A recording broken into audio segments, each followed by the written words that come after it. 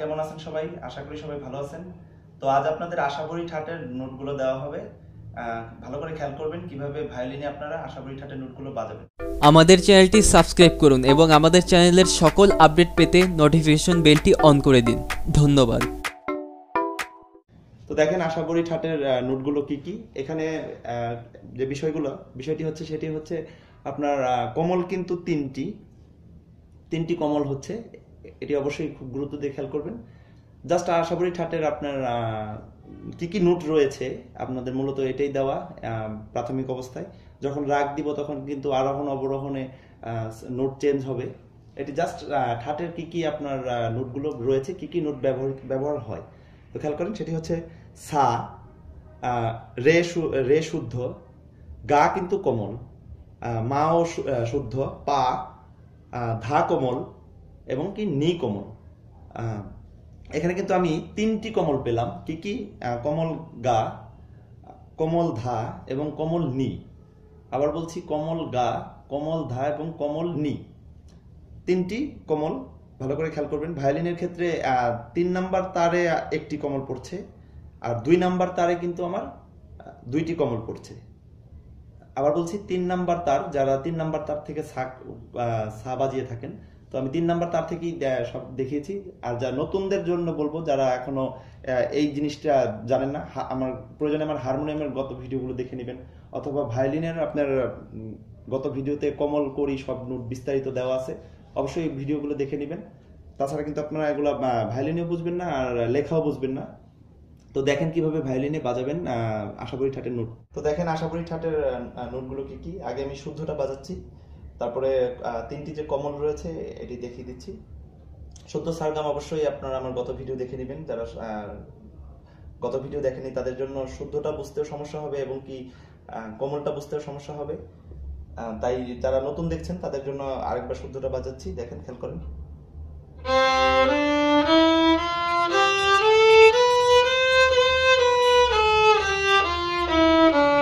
এ হচ্ছে আমার শুদ্ধ। তো এখন আমার এখানে কোমল গা এবং কোমল ধা এবং কোমল নি এটি ব্যবহার হবে। তো খেয়াল করেন কোথায় কি কি আছে। সা, রে, এ হচ্ছে আমার শুদ্ধ গা, এ হচ্ছে আমার কোমল গা। শুদ্ধ গা, কোমল গা, শুদ্ধ গা, কোমল গা, শুদ্ধ গা, কোমল গা, একটু পিছিয়ে গেলে কোমল গা, মা, পা, এ হচ্ছে আমার শুদ্ধ দা, একটু পিছিয়ে গেলে কোমল ধা, শুদ্ধ ধা, কোমল ধা, শুদ্ধ নি, কোমল নি, সা। তো দেখেন আমি পুরোটা মিলিয়ে বাজাচ্ছি কিভাবে।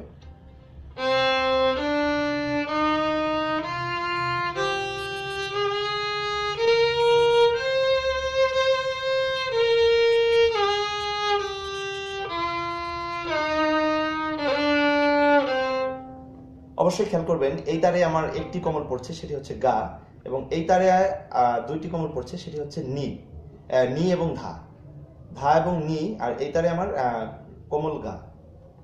তো আরেকবার বাজাচ্ছি, খেয়াল করবেন যাতে আপনাদের বুঝতে সুবিধা হয়। স্লোলি বাজাচ্ছি।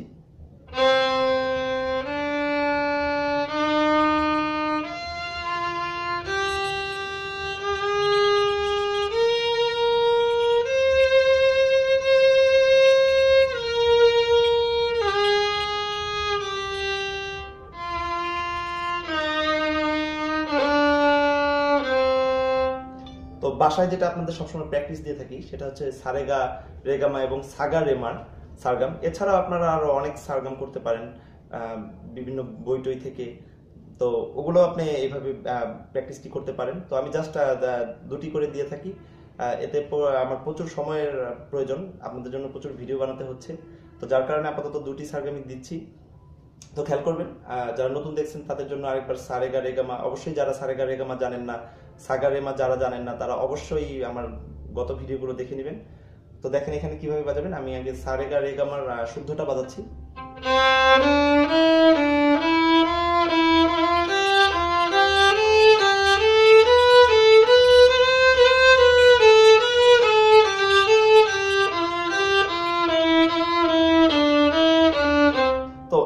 দিয়ে আমি জাস্ট এখন কোমল গা, কোমল ধা এবং কোমল নি ব্যবহার করে বাজাবো। দেখেন কিভাবে বাজাবেন।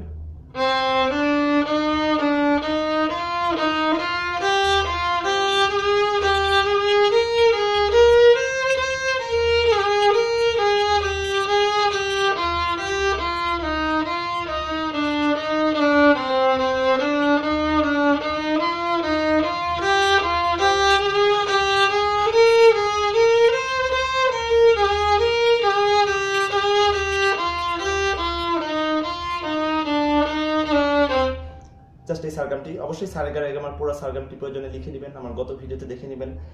এখন আমি সাগারেমার যে সারগামটি রয়েছে এটি আবার আমি পুরোটা বাজাচ্ছি, শুদ্ধটা। যারা নতুন দেখছেন তাদের জন্য খেয়াল করেন।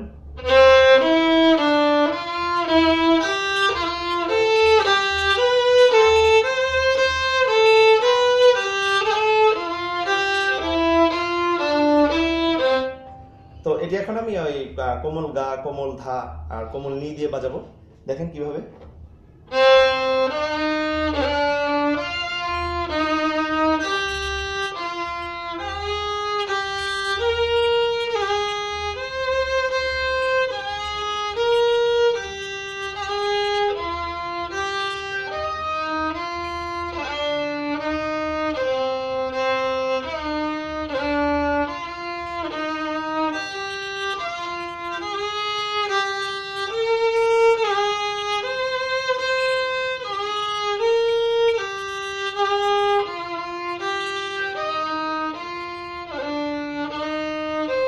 বন্ধুরা দেখলেন আশা করি ঠাটের নোটগুলো কি কি।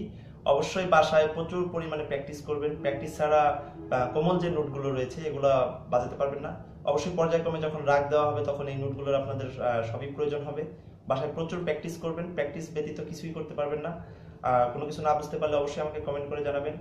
আর আমাদের চ্যানেলটি অবশ্যই সাবস্ক্রাইব করবেন, সাবস্ক্রাইব করে আমাদের সাথেই থাকুন।